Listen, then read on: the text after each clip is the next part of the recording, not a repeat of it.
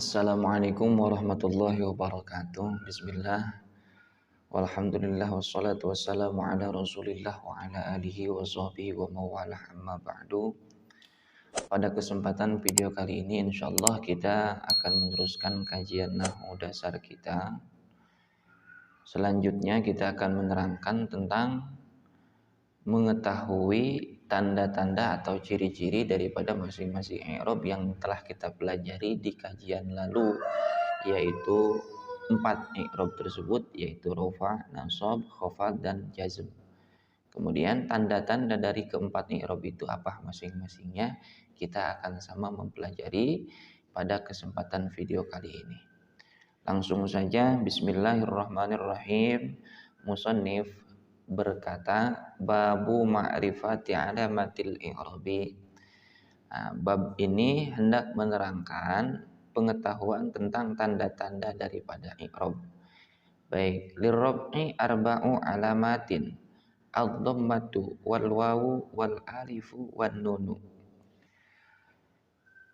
Pengertiannya, itu bagi i'rab rafa memiliki 4 daripada tanda-tanda atau memiliki 4 ciri. Ad-dhammatu, pertama cirinya adalah dhammah.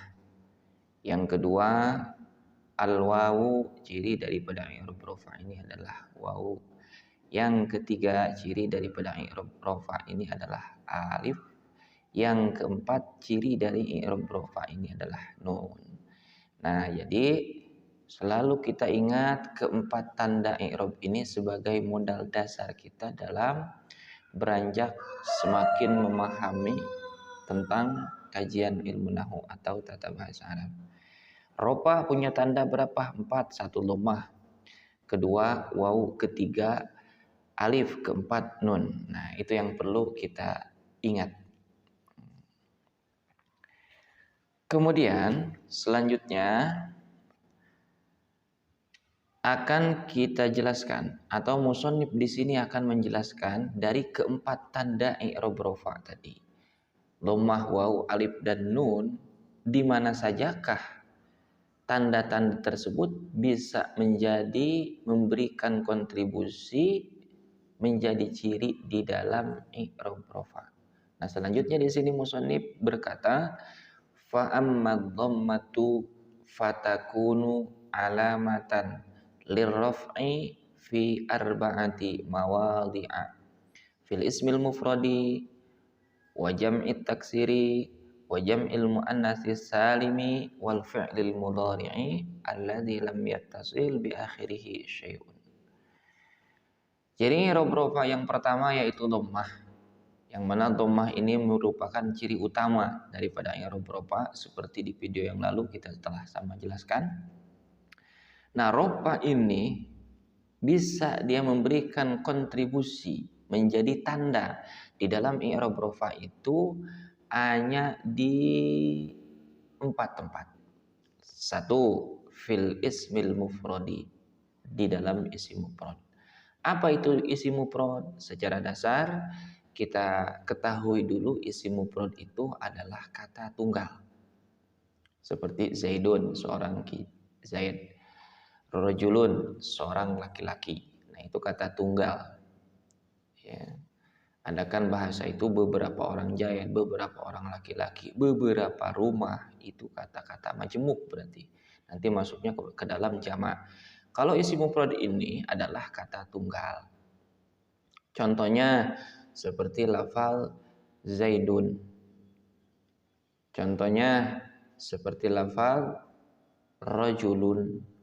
Nah, lafal Zaidun ketika dia sedang rafa atau dimarfu'kan, maka ciri rafa'nya menggunakan dhammah. Contohnya Zaidun qaimun. Nah, Zaidun qaimun. Nah, Zaidun di sini adalah sebagai mubtada, yang mana mubtada itu hukumnya adalah marfu atau dirofakan. Maka ciri rofahnya lafaz Zaidun ini dengan dhammah. Karena apa? Karena dia adalah isim mufrad. Atau contoh lain daripada isim mufrad, misalkan kata tolabun. Nah, ketika dia rofa kata tolabun ini, maka berikanlah cirinya dengan dhammah, tandanya dengan dhammah di akhir. Misalkan kita masukkan sebagai contoh tolabul ilmi faridatun. Nah, kata tolabun ini adalah menjadi mubtada dia secara hukumnya. Nah, mubtada ini adalah isim yang dirofakkan.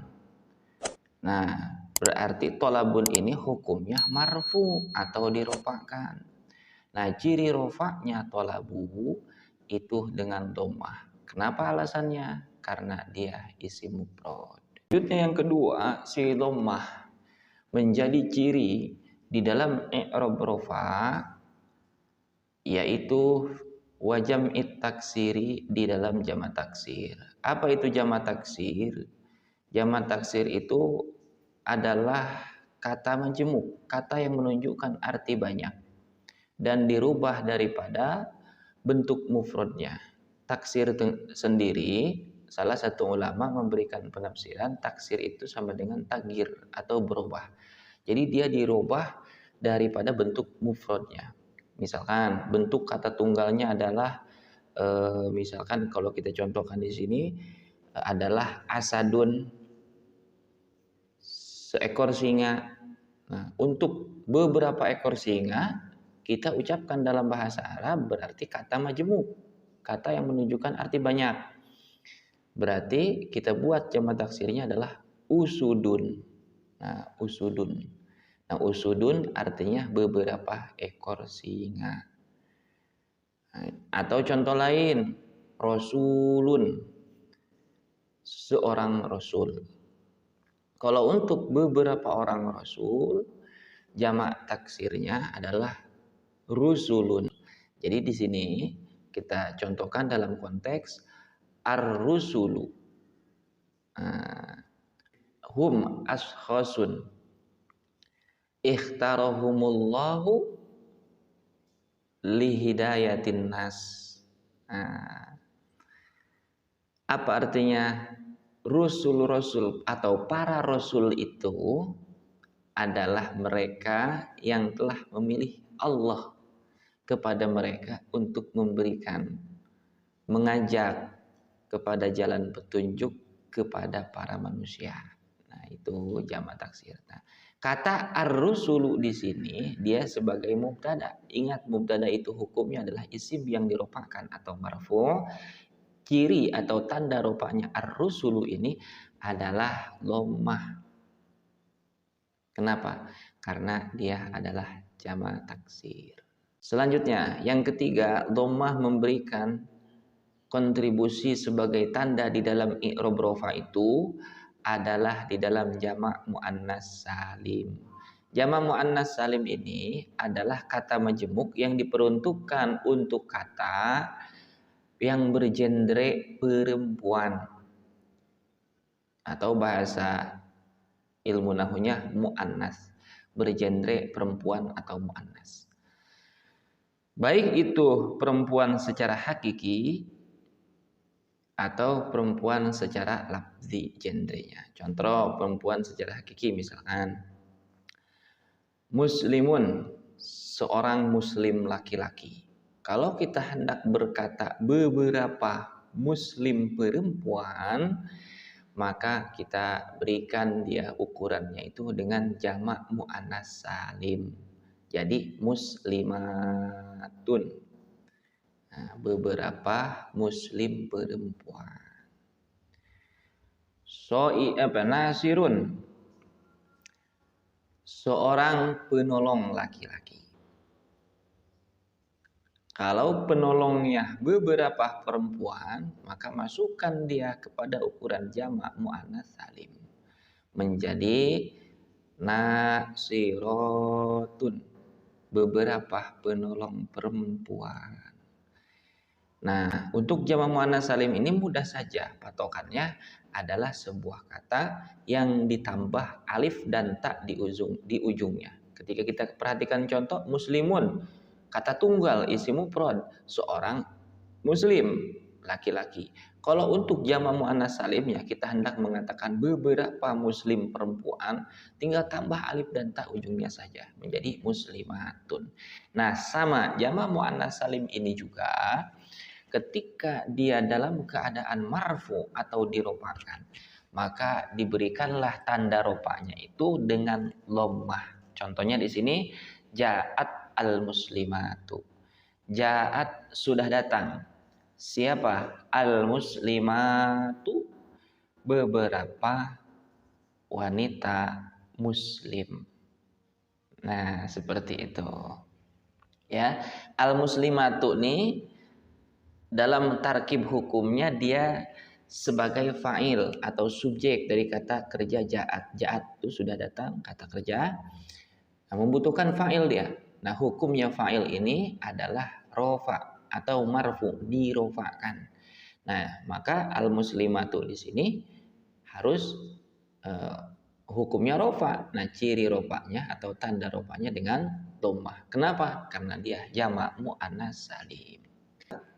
Yang terakhir, dhammah memberikan kontribusi sebagai ciri di dalam i'rab rofa itu di dalam fi'il mudhari yang di akhir mudhari tersebut belum ketempeli oleh domir tasniyah atau domir jama' atau domir muannasah mukhatabah.